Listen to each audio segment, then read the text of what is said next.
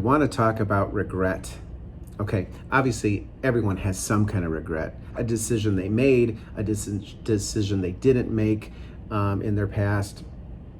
One thing that I can say that I wish I could go back, and that is, well, I'm probably gonna regret doing this video with this pimple on my nose. Geez, I'm 50 years old and I still get a pimple, really? Anyway, back to my topic. So why didn't I buy in my early 20s a multi-unit? Let's just say a 2-flat. Do you understand that you could buy a 2-flat with 3.5% down? Okay, so I went online and I found a 2-flat. Call it $485,000. Okay, put 3.5% down with the taxes on this property and the insurance and everything. The total mortgage payment is about $3,100. Now, if I'm in my early 20s, $3,100 is a lot. But the unit upstairs is renting for $1,500. So my rent, call it, or housing payment, mortgage payment, to me is $1,600. $1,600 for a 5-bedroom home, just happens to be a 2-unit. Someone else is paying half my mortgage payment.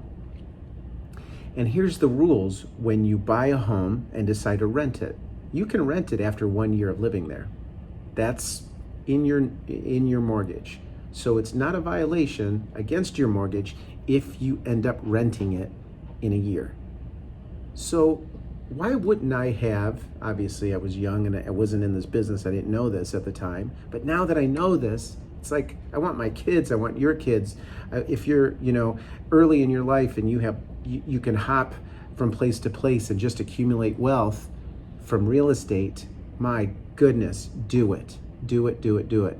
So let's get this right. You buy a multi-unit, in this case, a 2-unit. In 1 year, you rent out both units. Now the mortgage payment is paid for by your renters. How is it an investment tool? Now it's going to start to appreciate.